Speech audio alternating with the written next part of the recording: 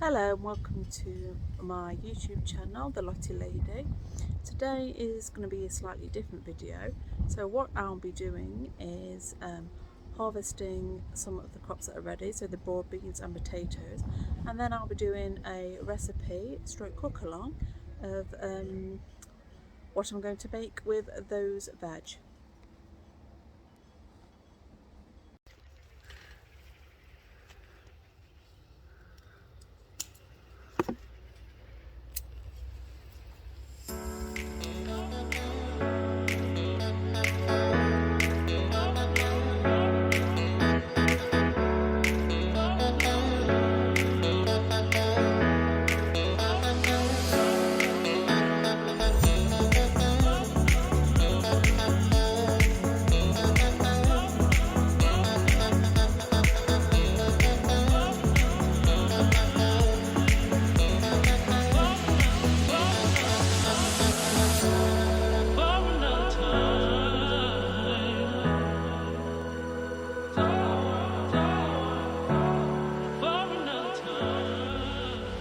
Okay, so that's probably all I need for today for the recipe that I'll be showing you.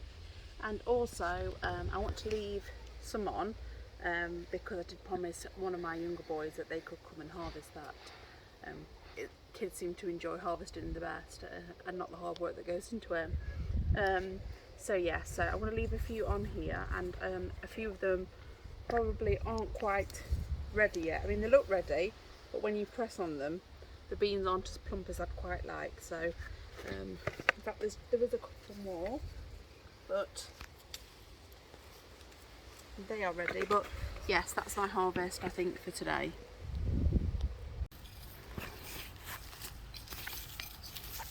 Ooh, I think we have something. That's not bad. These are second early Charlotte potatoes. So actually, another one. Bit small, but we'll take it. Don't think that's going to feed many of us in my family of 5. But yeah, I'll keep digging. I think that is probably what I'm going to get in this particular patch, but we'll go to the next plant and see. Probably could have got my actual shovel out here, but this is probably easier to film. So we have another salad potato.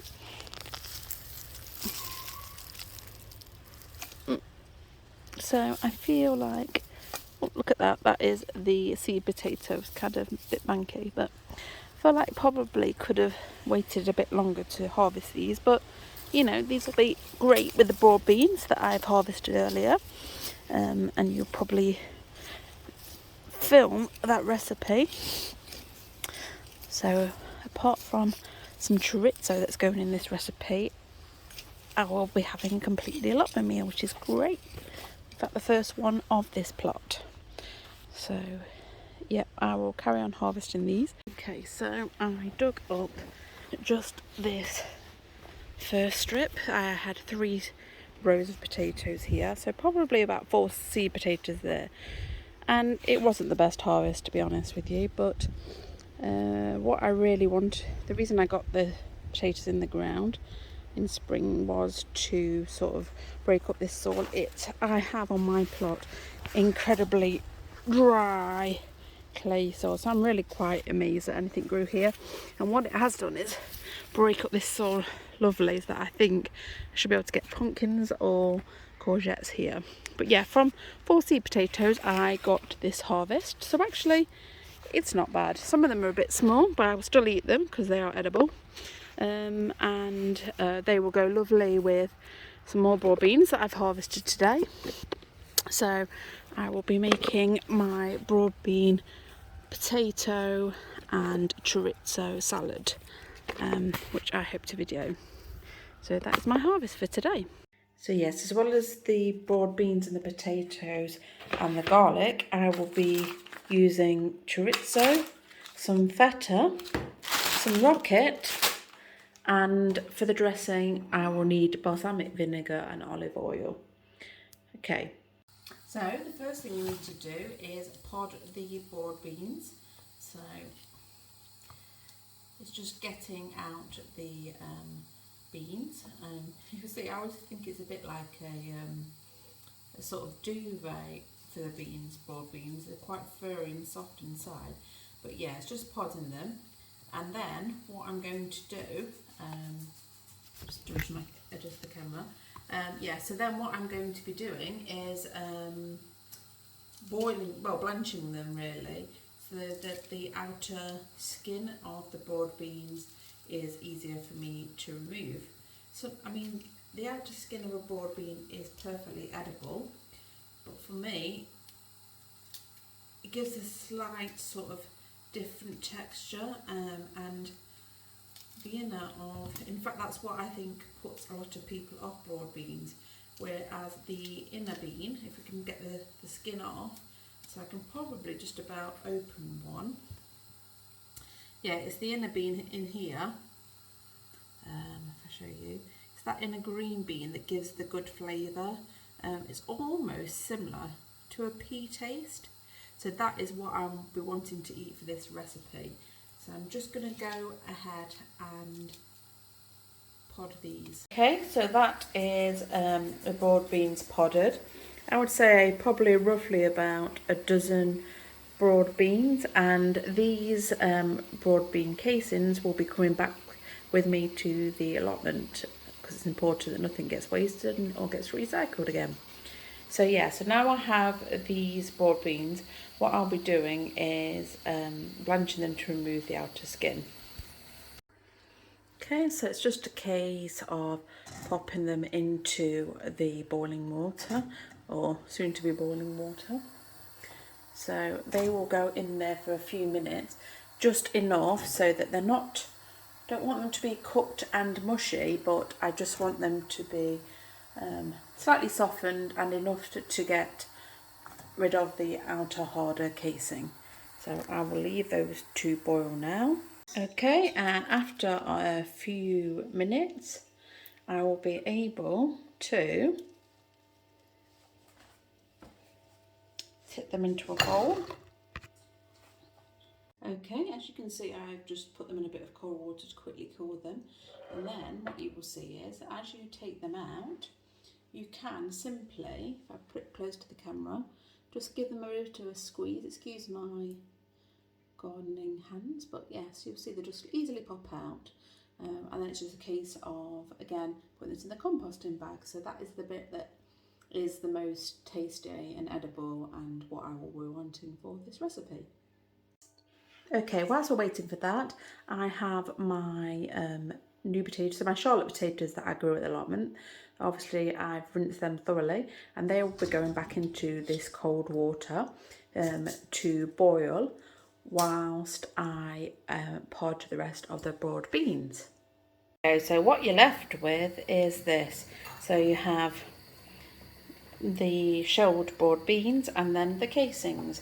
So if you look at that is such a vibrant green compared to sort of the dull yellow casings of these. And I think this is what a lot of people associate with broad beans, this hard, almost leathery texture, and I think that puts off a lot of people. But honestly, this is the most delicious, tasty beans, and it's going to go great for this recipe. So I've just boiled those potatoes, so I'm going to go and grab those next. So those potatoes are now cooked and tender, and whilst I'm waiting for them to cool down, I will show you how to make the dressing, which will need to be drizzled on the recipe once it's complete. So they are going to wait in a pan of cold water. It's important for them to cool. So for the dressing, I have my dried out garlic, so I'm just going to cut into that, and now's the time for the stem to come off. So this will be discarded along with the broad bean casings, and then what I shall do is separate the garlic bulbs. So this was one of the smaller garlics, but don't use garlic to this recipe, so I didn't want to use one of the larger cloves, so just in case I'm pulling out that and then separating them off.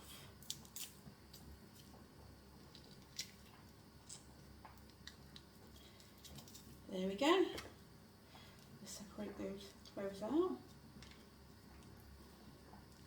It is a relatively pungent garlic. This was my overwintered pink Japanese pink variety. Japanese onions I'm getting. So I have for this pot, I'm probably only going to need sort of 2 cloves. I'll say 2 and a bit there because they are quite small. So I'm just going to get my crusher.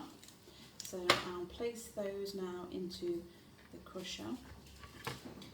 I'll get an additional dish. And then I will just crush that garlic into the dish. So yeah, just want all of that, and sometimes, as usually with garlic, you need to readjust the garlic to get the rest of the remainder through. So there we go. And then what this is actually going to be used for is I'm going to put into that a good dollop of olive oil. And then also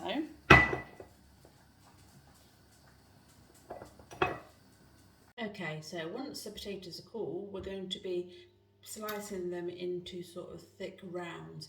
What I should say is the recipe that I am creating today is going to serve 2, so it can be adjusted should you be serving 1 or 4. So yes, I want to slice them into sort of thick rounds. So this potato particularly has gone into 3. I do have some smaller potatoes from the plot, so they should probably be going into half. So I will cook all of those now. Doesn't matter if, like this one, it's a bit too soft and a bit flaky, that's fine. So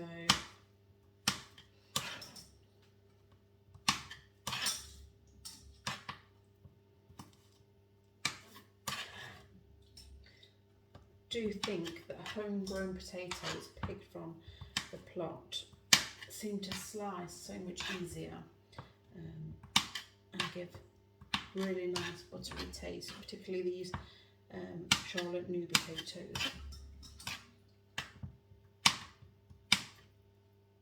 So that is how the potato slides should look. So we have them waiting and the broad beans, and now for coming towards the final steps of this recipe. Okay, so what I need to do next is heat up a frying pan, and into that I will need to put a little glove of olive oil.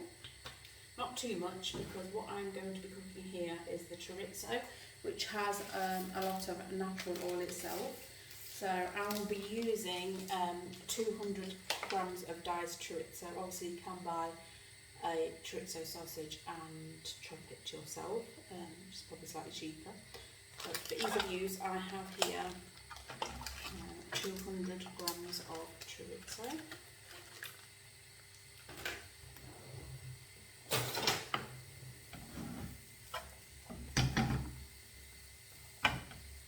And what I need to do is just fry that off. Ooh, we have an escapee.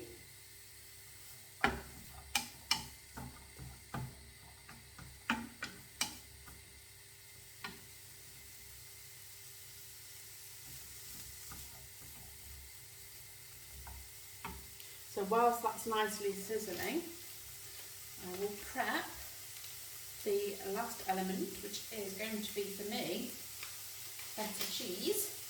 And now I love feta. I would eat feta with most recipes. If you're not a huge fan of feta, then you can use a different cheese like manchego cheese or parmesan. or even cheddar. So, I'll bring it nearer onto camera. That's here. So, I have feta and I'm just going to dice enough for 2 people. So probably only need half of the block. Put that back. And then I'm just going to finely chop the feta cheese.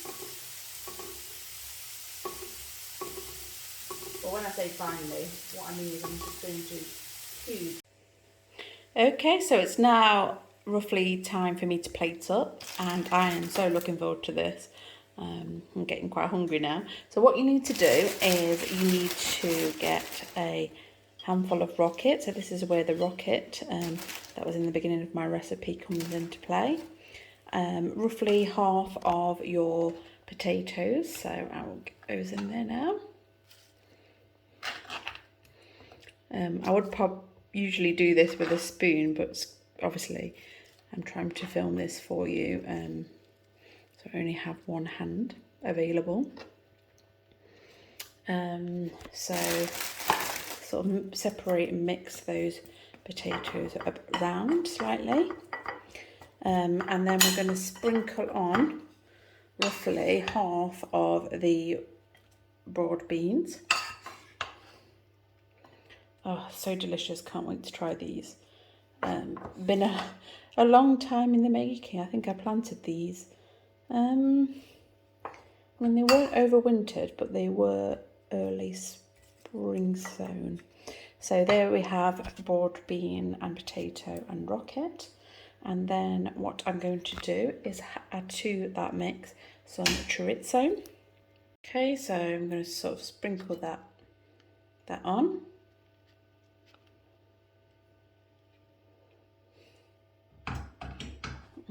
And again, just sort of mix it round slightly. And then we have, last but not least, our feta cheese.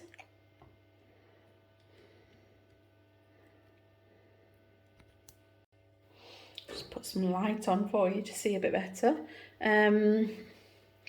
But yeah, so we have some feta cheese and you to see better. So yes, we have some feta cheese now in there.